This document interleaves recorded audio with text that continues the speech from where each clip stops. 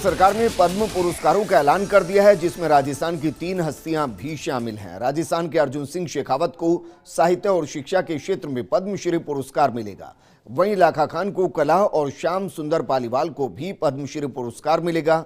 इनमें डॉक्टर अर्जुन सिंह शेखावत ने राजस्थानी साहित्य के साथ साथ आदिवासी साहित्य पर लगभग 50 पुस्तकें लिखी हैं, जिसके चलते उन्हें पद्मश्री पुरस्कार से नवाजा गया। डॉक्टर अर्जुन सिंह शेखावत पुस्तक लेखन के साथ साथ राजस्थानी भाषा को संविधान की 8वीं सूची में सम्मिलित करने के लिए पिछले 30 सालों से आंदोलन का हिस्सा हैं। उन्हें पद्मश्री मिलने की सूचना के बाद पाली के साहित्यकारों ने उनके निवास पर जाकर उनका सम्मान भी किया।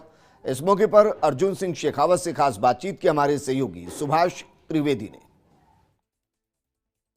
पाली शहर के एक लिए बड़ी गौरव की बात है कि पाली के सबसे नामी साहित्यकार डॉक्टर अर्जुन सिंह शेखावत को पद्मश्री पुरस्कार के लिए आज चुना गया है।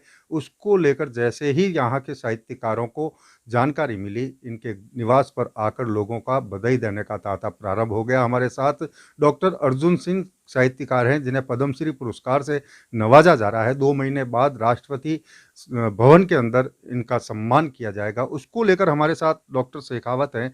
आपको आज सम्मानित किया गया है, कैसा महसूस कर रहे हैं आप?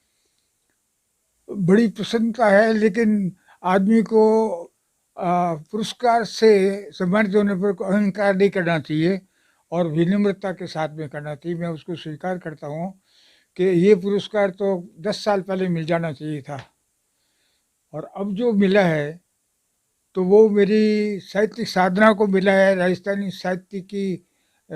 साहित्यकारों को मिला है, राजस्थानी कर्म की। और सही पुरस्कार वो होगा जो ईश्वर कर्म के आधार पर देता है, मैं उसको मानता हूँ।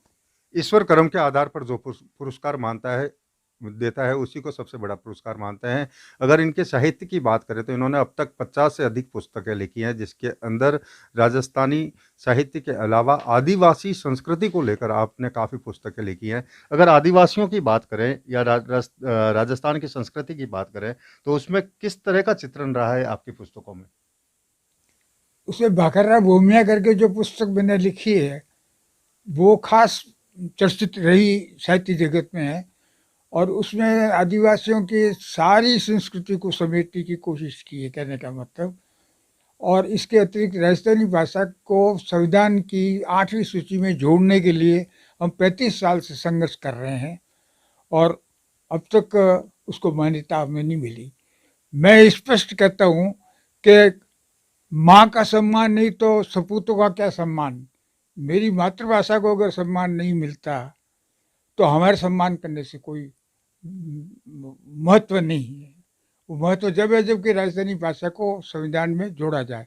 इसलिए मेरी अंतिम इच्छा है कि जब तक राजस्थानी संस्कृति की इस उम्र में 87 की उम्र में भी अगर आवश्यकता पड़े तो मैं आमरण अनशन करने के लिए भी हिम्मत कर सकता हूँ। राजस्थानी भाषा की मान्यता संविधान में जोड़ी जानी चाहिए। हमारी मैड भाषा है, और राजस्थानी भाषा समाप्त हो जाना से हमारी संस्कृति, हमारा साहित्य, हमारा इतिहास सारा समाप्त हो जाता है। राजनेता समझता नहीं है, लेकिन वो इस बात को समझते नहीं कि अरविंद सिंह जी महाराणा उदयपुर ने ये बात कही थी कि कौन सी राजस्थानी।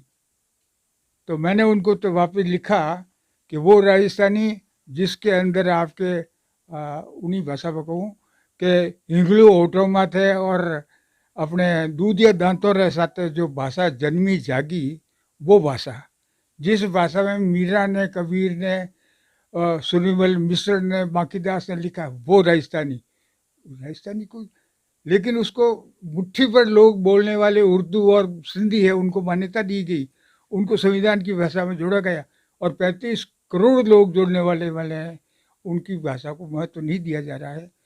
राजस्थानी विधानसभा के अंदर सर्वसम्मति से जो है वो संकल्प प्रस्ताव पारित किया गया, लेकिन उसके बावजूद भी अब तक केंद्र सरकार ने उसको मान्यता नहीं दी। निश्चित तौर पर हालांकि सम्मान पाने के बाद गौरवान्वित महसूस तो कर रहे हैं डॉक्टर अर्जुन सिंह शेखावत, लेकिन सबसे बड़ी पीड़ा है 87 साल की पड़ाव वाली जिंदगी जीने के बावजूद भी राजस्थानी भाषा को संविधान की 8वीं सूची में शामिल नहीं किया गया। उसको लेकर जरूर पीड़ा है। पाली से फर्स्ट इंडिया के लिए मेरे साथी के साथ में सुभाष त्रिवेदी।